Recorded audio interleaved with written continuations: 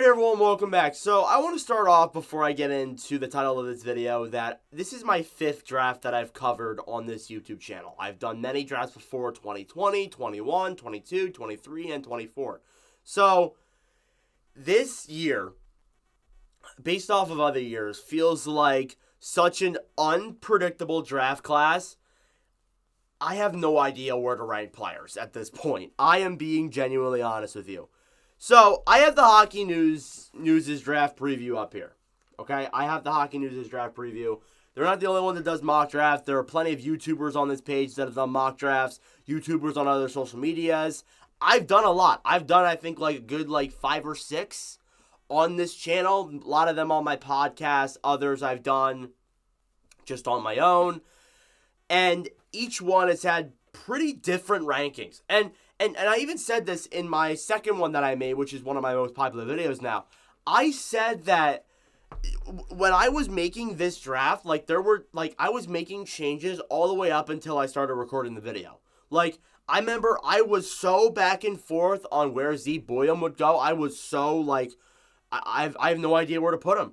Genuinely. And it's just such a draft that, I've seen players range from as high as, 3 to as low as 11. It's just so unreal how this draft's been ranked across the board. Now, first overall, I'm going to go through each of the picks here, but first overall in 2023 was Connor Bedard. That was pretty consensus. That was not a surprise there. I know Fantilli dropped to 3rd, but we did find out that he didn't want to play for Anaheim, and Leo Carlsson was the 3rd overall, or was going to be the 2nd or the 3rd overall pick. That was fine in my opinion. The rest of that draft seemed like it made sense, but as you headed into, the surprises were Michkov, guys who dropped, Benson obviously dropped. David Reinbacher was, I guess, kind of a surprise for some Habs fans. Again, it feels like this year is just so unpredictable. Last year, you could have predicted some of these picks. Some guys dropped, but it wasn't a massive surprise for most of them. Michkov dropped. I know Benson dropped. Perreault dropped. I know there were some surprises, and that happens every year. But this year just seems super unpredictable. Now first overall is Macklin Celebrini. That should be the consensus. If San Jose goes off the board and picks someone else, I would, but I wouldn't be shocked at the same time because why are you not picking Celebrini? And then second, as well as that too, this draft is just so unpredictable, it wouldn't surprise me. But Celebrini is the consensus first overall pick. After that, it's just up in the air right now. In this the Hockey News rankings, I know this is a little bit outdated, but they have Artyom Levshunov at 7. At 7 in these rankings. He's expected to go 2. Yeah, it looks like Chicago's leaning towards Levshunov at that 2nd overall pick. And that's just right now. They're still 2 weeks away from the NHL draft. So it's June 27th, if I'm correct. That's a little bit over 2 weeks away.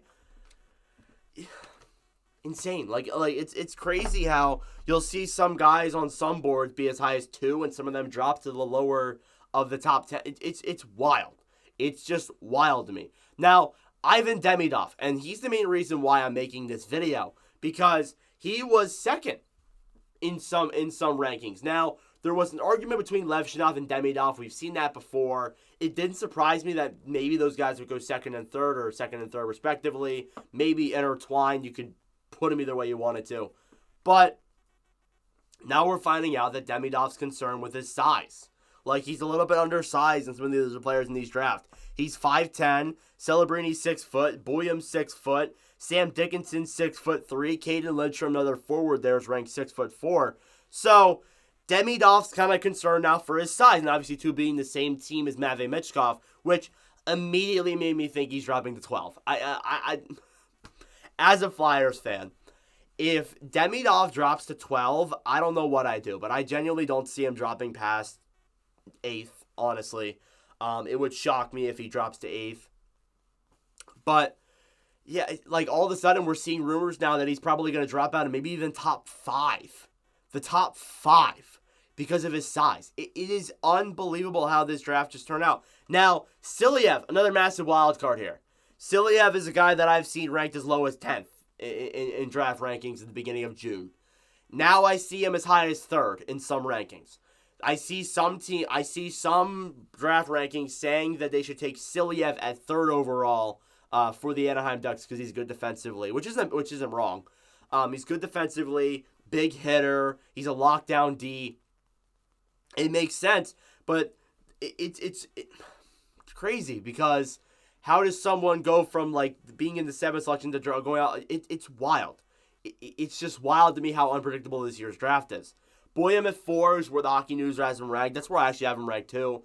I have seen Boyum, though, go as low as 9. So, again, a lot of these defensemen, it's kind of depending on, like, what do you think the team's preference is, honestly. Sam Dickinson at 5th overall in these rankings. It wouldn't surprise me if Montreal tries to go forward, but there's a pretty good chance that Caden Lindstrom will not be on the board when he gets to that, when we get to there. And maybe not even T. Ginla either. Because the Hockey News has Silyev and Boyum going at 3rd and 4th overall. But from a lot of what I've seen is that they're going to want forwards. They might not want defensemen. They might want some forwards. Because I would say Anaheim, I would understand if Anaheim goes as the defenseman. It make the most sense for them to go that way. But at 4th overall, if Columbus takes Caden Lindstrom, Montreal could pick TJ Ginla. They could pick Demidov if he's there at that point. Beckett, Seneke, they have options. But honestly, I don't know. Like I could see if Demidov gets taken at 2. Let's say Anaheim takes Silyev at 3, and Columbus takes Lidstrom. You could get Levshinov to help out your blue line. Would Montreal want to do that with an already pretty stacked blue line? I don't know. And then Sam Dickinson. I haven't even got into Dickinson. One of my favorite guys because he's the same last name as me, but he's one of the guys who is a massive wild card. He could go as low as 10th. He could go as high as 2. Like I don't know. And I've seen some rumors that Korchinski's moving over to the right D side, which means they're going to bring in Dickinson to go on that left shooting side. Okay, I don't know. Like, do you want to bring in Dick? Like, I mean, Levshinov's a right shot defenseman. Do they want to really have 2 right shot defensemen on their team? Now, those are hard to come by, which isn't a bad thing. But I don't know. Would they want Dickinson? I mean, like, there's definitely an argument there for sure. Caden Lindstrom, there's rumors that he might drop because of his back. There have been rumors that he's having back issues and injuries. So there's a good chance there that we see Lindstrom drop out of the top 5 too. You got Zane Perrick as well. I've seen a lot of towards Perrick. We'll see exactly where he goes in this draft. You go to 9th, TJ Ginla. Ginla, 9th seems like it makes the most sense for Ginla. Obviously with the Calgary Flames and Jerome Ginla, that makes the most sense. But is he going to be there at 9th? Is he going to be there at 9th? Is Montreal going to take him if, let's say, Demidov and Lidstrom are off the board? Because Montreal, I'm not saying that they don't need a defenseman, but I don't think they would want to go for a defenseman after going for defenseman in the last couple of drafts. Like, they have a really good defensive pool if all of them work out, but the forward core, there's still some names there like Slavkovsky, Suzuki, Caulfield, some good young forwards on the team so far, but I feel like they want more. They want more scoring. So we'll see there if Iginla's there at 9. Konsta Helenius at 10. I mean, Helenius I've seen go as low as like 14th. He doesn't look like he'll be a top 10 pick though. If he is gonna be, he's gonna be dead at 10. I think he has a good ceiling though. I think he's one of the guys on this team on this draft class that has a really high ceiling. Berkeley Cadden, he's a guy who's shorter. He's led the WHL in points a lot of years. He's been really good for Spokane, but honestly, I think because of his size, we could see him drop to maybe 12th or 13th overall. Beckett Seneke. Seneke's interesting because he's risen up a lot of rankings recently. We'll see where he finishes, but I have him at 12. Seems like it makes sense. He's not a bad offensive forward at good stats with Oshawa. Cole Yzerman. That's a massive wild card right there. Yzerman is a guy that I look at him and I see Cole Caulfield. I just see the fragments, I just see Cole Caulfield when I look at Cole Yzerman. So, yeah, honestly, I genuinely, I don't know. Yzerman's a guy that I could see going in the top 10 if, let's say, Lidstrom, Iginla, and Demidov are off the board, and let's say one of those teams wants a forward. But I've seen a lot of rankings put Yzerman into the lower charts in the draft. So we'll see what happens there. Yakimchuk.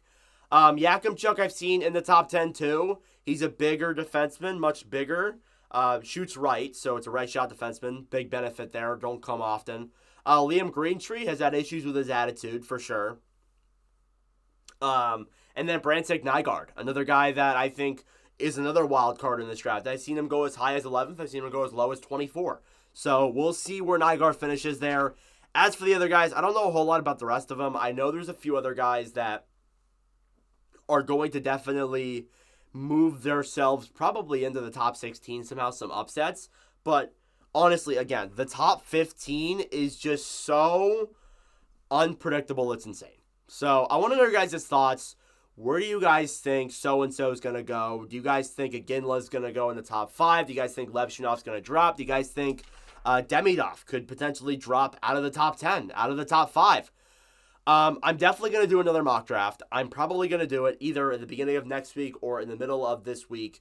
We'll see what my schedule looks like. But yeah, I need to do another one because it just shows that this year's draft is very unpredictable. And the only year that I can think of since I started covering this at least was, I think, 2021. And that was the year where the players had a year removed because of COVID.